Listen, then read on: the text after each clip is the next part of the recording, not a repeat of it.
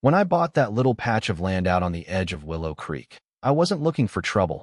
I was looking for a bit of quiet, a place where I could putter around on my old red Massey Ferguson, grow tomatoes that actually tasted like tomatoes, and let my dog Scout chase birds and sprinkle himself silly without a soul caring. No HOA, no dues, no one measuring my grass with a ruler or fussing about what shade of tan my mailbox happened to be. Just a driveway, a patch of green, and a little bit of dignity. Paid off, mind you, and outside the reach of all that suburban kingdom nonsense across the road. Of course, across the road might as well have been next door for Karen Holt.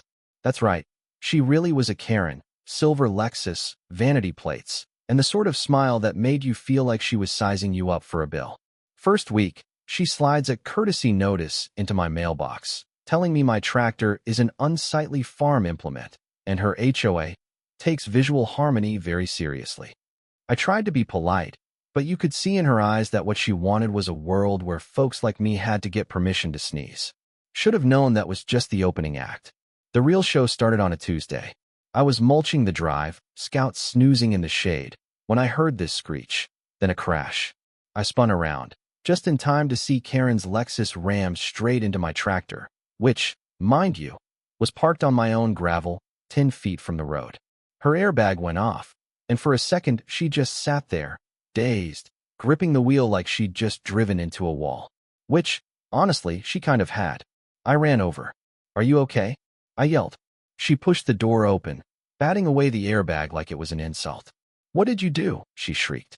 "You parked that thing in the road." "Ma'am, this is my driveway. You left the road." I even measured the setback.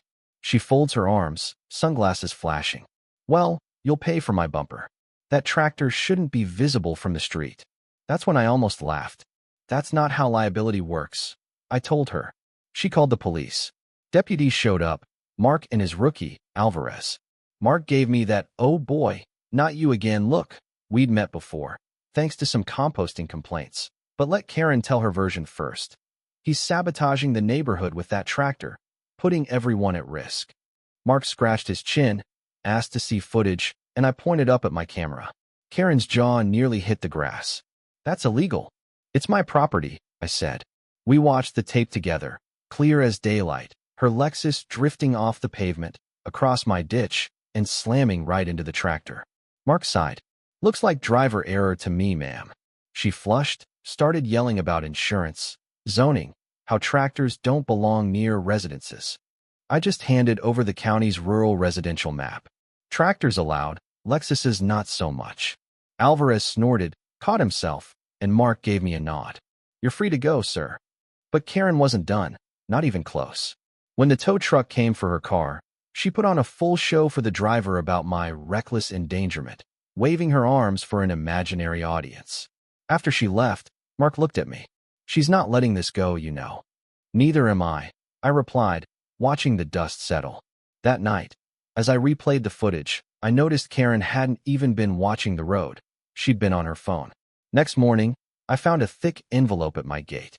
Official HOA seal. Hazardous visual obstruction. Noise pollution. Unpermitted industrial equipment. 48 hours to remove offending implements. She was going to make this official. I did what any red-blooded American would do. I drove my dented tractor straight to the HOA clubhouse. The receptionist's face went pale. "Sir, you can't park here. I'm just returning this," I said, envelope in hand. Karen was in the meeting room, surrounded by her board. She tried to act calm, but I could see the fire in her eyes. "You're not under our HOA. Your letter says otherwise."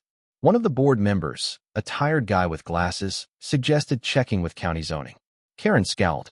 "Or we can act ourselves." "Please do," I said. "I'd love to watch you explain to the sheriff how your HOA rules apply across county lines." But for Karen, this was about control, and she hated that she didn't have it.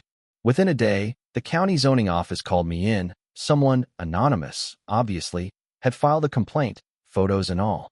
The official just smiled, handed me a letter confirming I was legal. I laminated it, taped it to the tractor. The quiet that followed was just the calm before the next Karen storm. Sure enough, a few days later she was out with the safety committee, orange cones and measuring wheels in hand, demanding they document my encroachment. When I pointed out they were trespassing on a county ditch, She just glared and doubled down, until one of her crew tripped over my drainage pipe and fell on his clipboard. Even Scout barked. Karen tried new tactics, letters, complaints, even something called the Neighborhood Beautification Council, which I'm pretty sure was just her in a different hat. Every day, my mailbox filled up. I replied to each one, attached the zoning letter, copied the sheriff's office. Within days, she'd run out of steam. That's when she parked her Lexus across my driveway and sat inside, drinking coffee, blocking my tractor. "You're endangering the neighborhood," she snapped. I filmed her. She drove off in a huff. I posted the video on Facebook, and the comments went wild. Turns out, she'd done the same thing to the Myers last year, too. But Karen wasn't working alone anymore. A few days later, 2 deputies showed up, asking about unregistered vehicle operation, on my tractor, mind you. I pointed out the driveway, showed them footage. They apologized, admitted they'd had a few calls from the same number. That evening, her husband Tom marched up my drive. "My wife's under a lot of stress because of your behavior," he said, looking like a country club bouncer. "She says you're harassing her, filming her, mocking her in public." "I'm just documenting," I replied. "She's blocking my drive, filing false reports. Take down the video, move the tractor, apologize, or you'll make enemies here." That's when I realized it wasn't about the tractor or the rules. It was personal. I called my lawyer, Melanie. She said, "File a report first. Get ahead of it." So I did, giving the sheriff every video, every letter, the zoning confirmation. Didn't slow Karen down. Next, she tried to have my tractor towed for abandonment. The officer showed up, read my laminated county letter, and shook his head. "Looks like another false report." Karen was speechless for once. But that look in her eyes? Not defeat, strategy. She was regrouping. Her new play? Flyers, full color, the HOA seal, my tractor looking like a tank. Community safety alert. She put one in every mailbox. So I snapped a photo, posted it to Facebook. Guess who's at it again? The neighborhood turned on her. Comments, memes, you name it. That night, I saw her in the dark, picking up torn flyers by flashlight. Collecting evidence, or just pride, I couldn't tell. She tried escalating. Bullhorns, tractor menace, neon vests, Channel 7 News. But by then, people just laughed. The reporter filmed both sides. The story aired with my camera footage and zoning letter. Karen went viral for all the wrong reasons. The HOA shut down comments. She tried to truce, sent Tom to offer peace, dropped the report, moved the tractor, and will back off. That night, my cameras caught Tom placing a GPS tracker near my mailbox. I called the sheriff. This had gone from HOA war to felony investigation overnight. Karen tried one last stunt, trespassing with Tom, gasoline in hand, ready to set my shed ablaze. I caught them on camera, confronted them in the storm, and when the sheriff arrived, they were soaked, handcuffed, and silent. The evidence was ironclad. They were charged. The HOA tried to distance itself, but the whole neighborhood saw through it. Karen and Tom vanished to Florida. The HOA collapsed. Without their fear-mongering, the board dissolved, and folks started waving when they saw me instead of looking away. People asked if I felt victorious. I didn't. I just felt relief. For the first time in months, Scout and I could sit on the porch and listen to nothing but the wind and crickets. It took a while to trust the peace, but it stuck. Funny enough, I got a letter from Karen later, all sharp handwriting and apologies. "I'm in counseling," she wrote, "trying to be better. I still don't like tractors." I laughed, folded the letter, tucked it in the glove compartment. Every story deserves a last page.